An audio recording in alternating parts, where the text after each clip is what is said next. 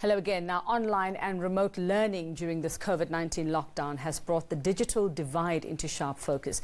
Many scholars and students simply don't have the equipment to access resources. Well, Kristal Duncan-Williams is project lead at Youth Capital and says a policy change for TVET colleges and an academic catch-up strategy is urgently needed to ensure all students are on track. Let's find out more about what they actually do and how it's going with TVET students. Kristal, good morning, and thanks so much for your time.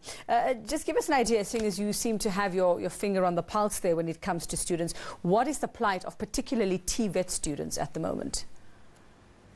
Well, I think the plight of TVET students is one that's been in existence for a long time and has only been exacerbated by the pandemic. TVET students always feel second-rate, less than. TVETs are treated as something, less than university and seen as a failure by many parents and teachers and students as well.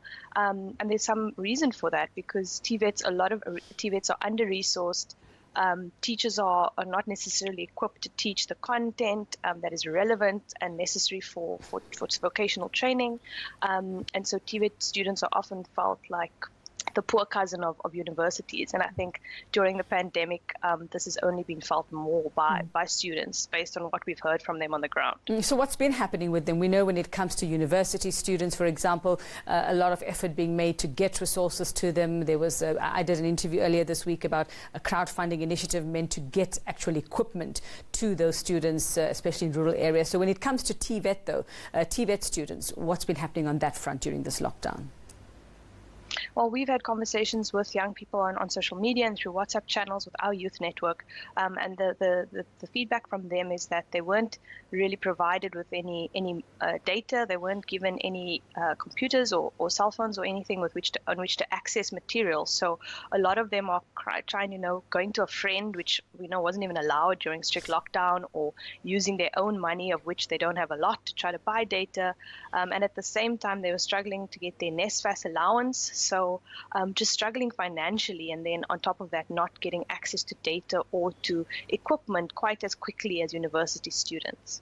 So let's look at then the particular challenges, especially when it comes to TVET students and the actual TVET system then. How is this affecting them? Like you say, yes, you spoke of the challenges and just the perception when it comes to TVET students. But practically, let's just look at what it might take now to help them in this situation. So at Youth Capital, we're always saying there's lots of great policies when it comes to education, and TVET is no different. If we listen to the president speaking, or the general feeling around employment is that TVET colleges and vocational training is the way to upskill our youth and to create young people who are employable. Yet on the ground, the quality of TVET ranges. You get some amazing TVET colleges, and then you get others that are, as I said, poorly resourced, poor infrastructure.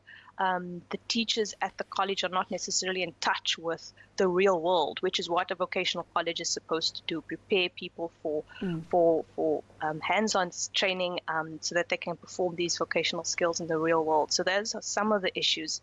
In addition, the tracking system through TVET colleges is really poor, and so we can't really see how many people drop out along the way. Vocational training is modular.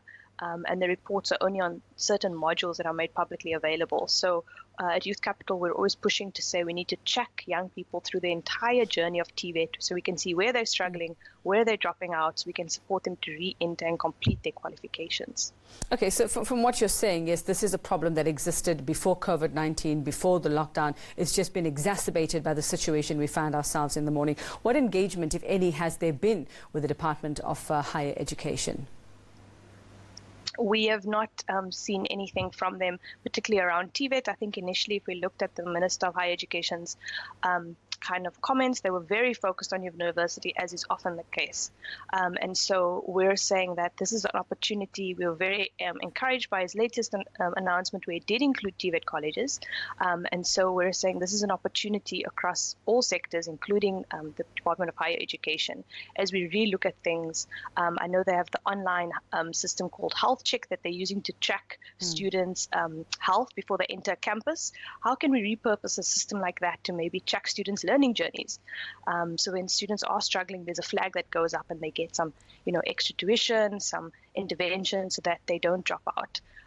As we come up with these innovations around the pandemic, let's see if we can repurpose some of them to address the existing challenges that were there before COVID-19.